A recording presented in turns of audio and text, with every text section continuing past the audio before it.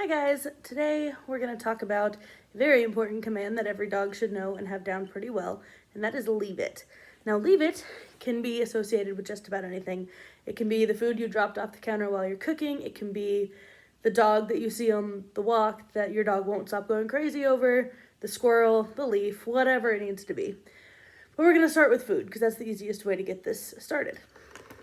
Now unfortunately, my dog is not the best demo dog for this because his leave it's already pretty rock solid, but you should be able to get the concept. So what we're gonna do first, you're gonna need your treats and you're gonna need your clicker. Sit. Obviously you're gonna need your dog. You're gonna hold your treat in your hand, loose enough that they can smell it, but tight enough that they can't get it in front of their nose. Have your clicker ready.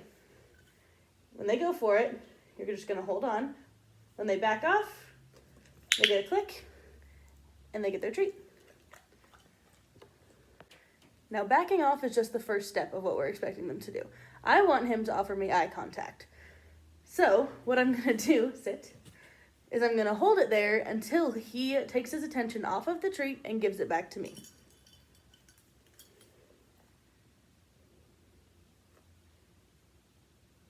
Good.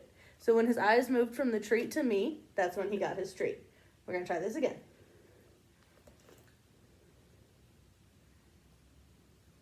Yes, good boy. One more time. Yes, good boy. Now, if you notice, I'm not saying the word leave it at all. The reason behind that is that dogs don't speak English.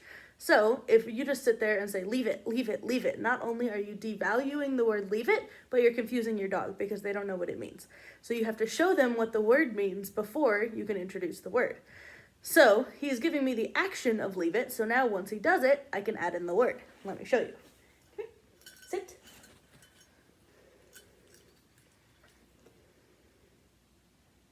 Yes, leave it. I give him his marker and then tell him the command. Yes, leave it. And then we can eventually evolve it into a perfect leave it. Leave it. Didn't even go for it. Good boy. Okay, so the next thing we're gonna do is leave it on the floor. Now this one is a little bit harder, as you know, because a dog thinks that as soon as something hits the floor, they're allowed to pounce on it, right? Now that's not gonna be acceptable, because what if you drop something like you're trying to open a bottle of Tylenol and they spill all over the floor? That's toxic to dogs. So we have to be very careful that we know they are going to listen to leave it every time. This one's gonna be a little bit harder, and I promise you it's gonna be very hard to teach on him, but I will try. So we're gonna put it on the floor. He's not gonna go for it, of course, but let's say he is going for it. You're gonna cover it with your hand in a claw-like form. The reason you don't wanna do this is because you're a lot more likely for your dog to bite your hand and have it hurt. So you're gonna have it like this, and if you need to, you can close your fingers as they go for it, and as soon as they back off, he's trying to look away because he thinks that's what I want. As soon as they back off, you're gonna click, and you're gonna give him a treat from your other hand. Notice I am not rewarding him with the treat off of the floor, because if he gets this treat off the floor, he learns that all he has to do is wait long enough for me to give him that treat, and that is not what we want. I encourage you to get as creative as you can with this. Practice this as much as you can with whatever you can. If your dog happens to be a dog that really likes to eat leaves or eat grass, you can pull up some grass and practice it on the floor just like you would the treats.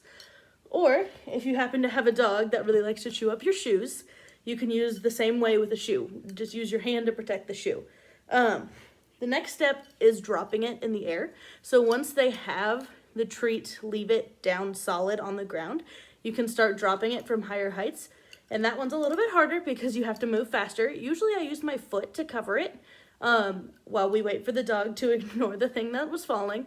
That one's also harder for the dog because it's a moving object and they're naturally curious creatures, so they're gonna wanna jump on it just to see what it was. But eventually they'll start to understand that if it's on the floor, it is not their place to get it.